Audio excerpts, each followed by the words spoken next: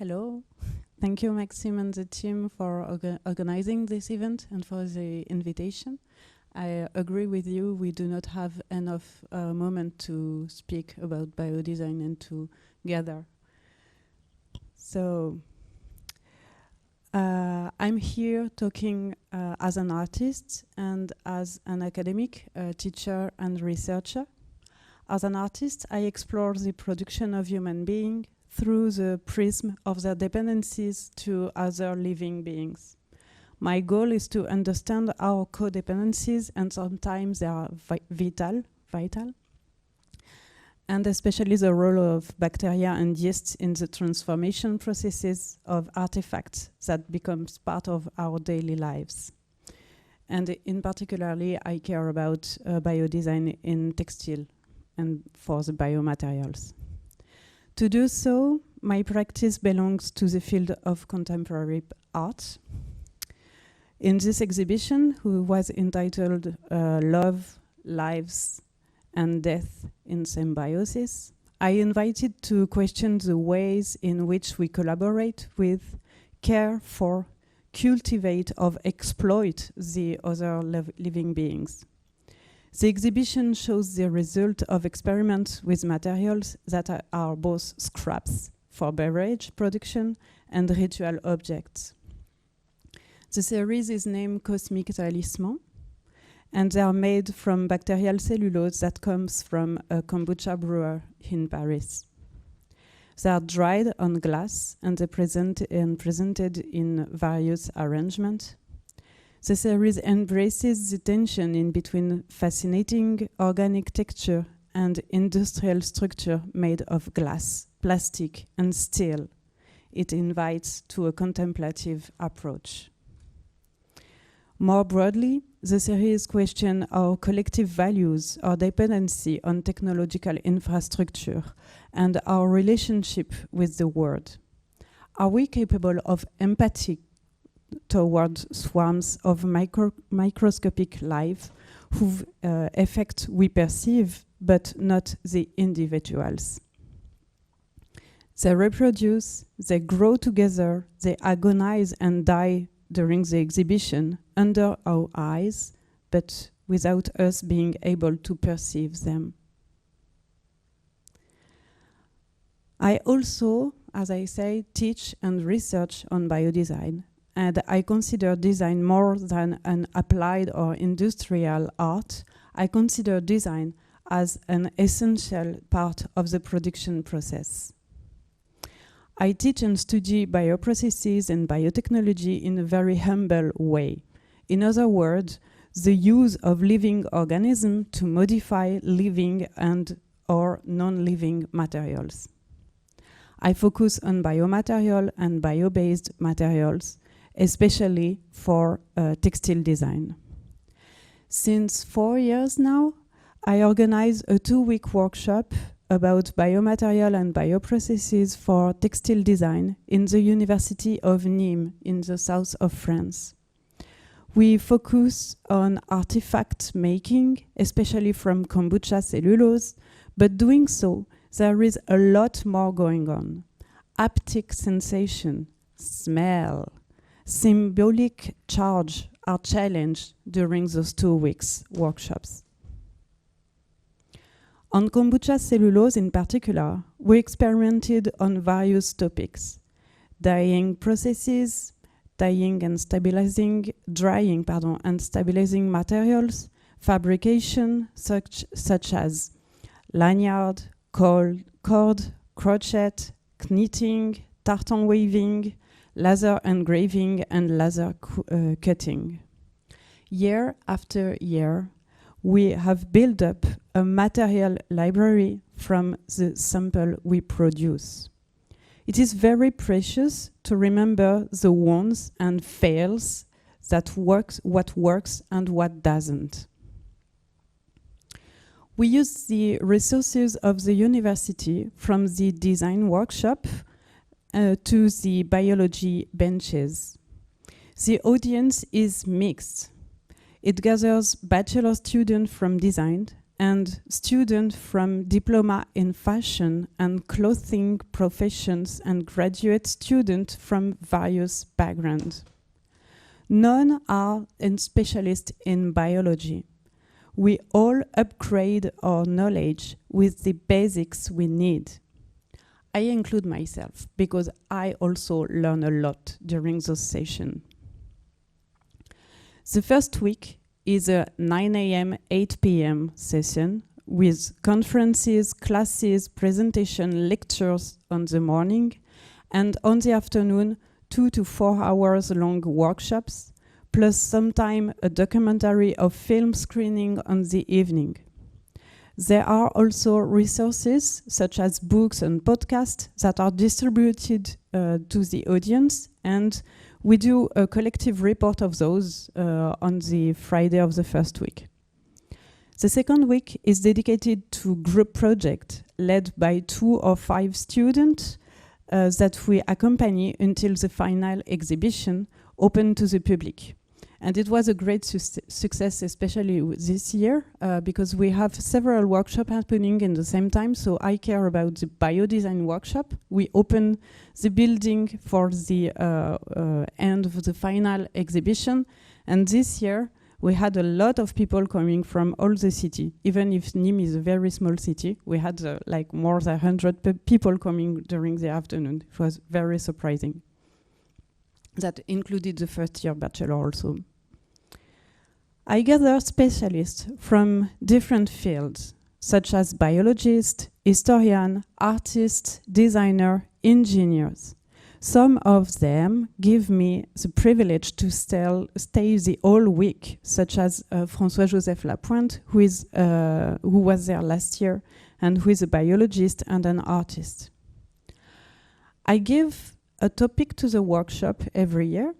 So this year it was about mycelium, and we had the honor to host Fungus Sapiens, Mariana from Fungus Sapiens.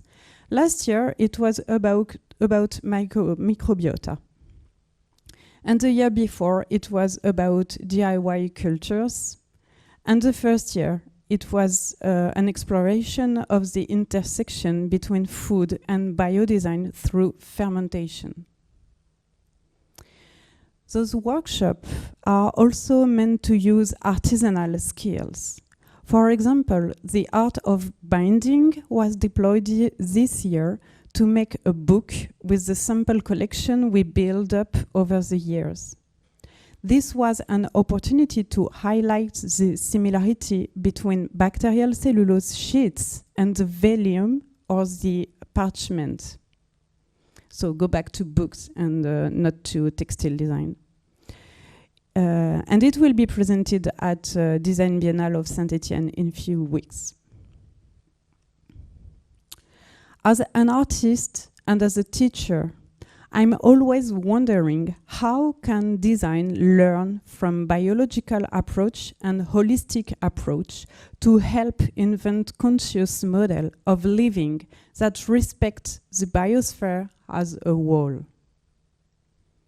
This philosophical and spiritual exercise in thinking aim to get you to rethink the role of design.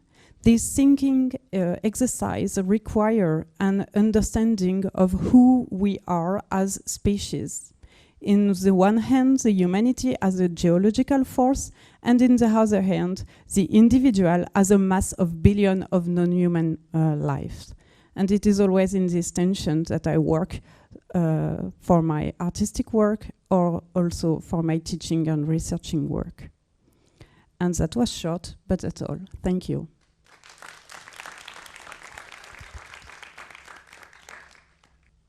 Well, thank you, Lucile. We open the floor to any questions. Thanks. Thank you for the presentation. You mentioned about rethinking our relationship with nature, and I think it's crucial for the 21st century. So what is your take on biomimicry and companies taking inspiration from nature to enhance their technologies? What do I think about it, you mean? Yeah. What is your perspective on this? My perspective is more general, not especially on those companies, but I think we need to focus on small groups, because as we are as we are trying to be more and more efficient, we are going to scales, big scales, and bigger and bigger and bigger. But those models are not meant to be able to change with all the crises that will come in front of us. So it's not especially this kind of companies that I think are not a good model to go forward. It's all the model of big scales and industrial models. Even if that's exactly what led us to have this comfort, especially to here in this kind of room, we have inside the artifacts made by industry. But to go forward, looking at what will happen, we need to change that and go into more smaller scales and smaller groups to build a relationship or rebuild relationship with all the living beings.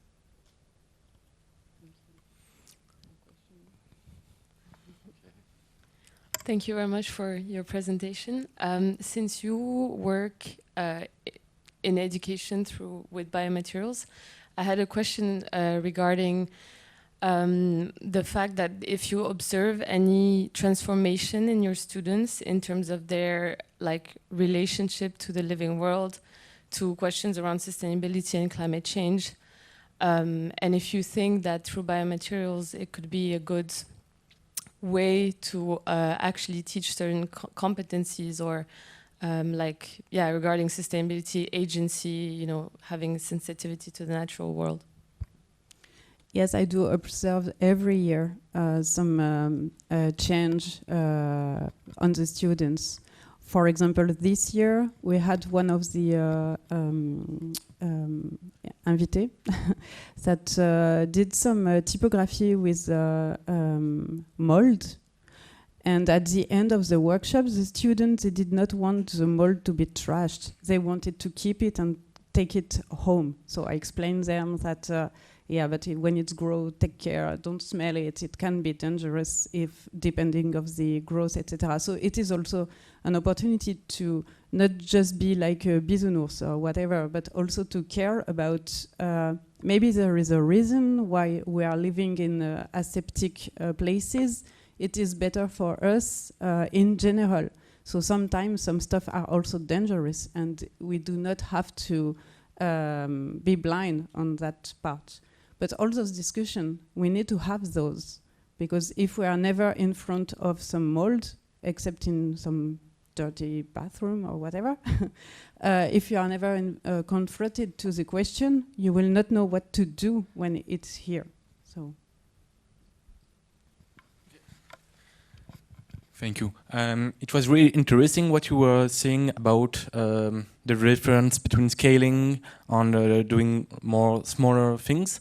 Actually, now I'm doing a startup, and I'm as an engineer. Everybody around me say, "Hey, you need to scale up and to do a lot of mycelium to have a lot of money."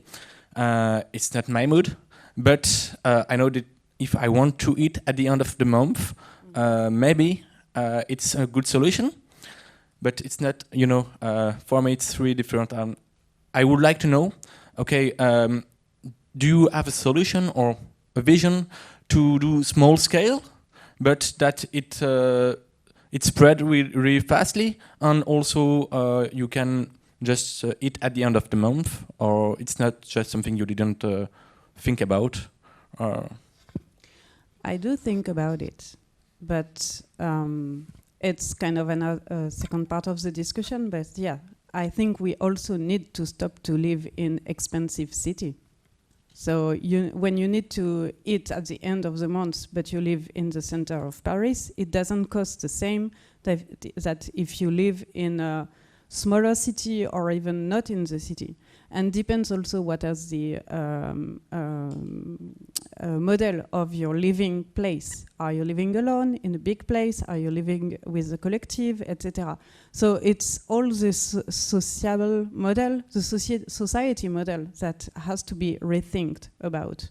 But for that, it is not my specialty.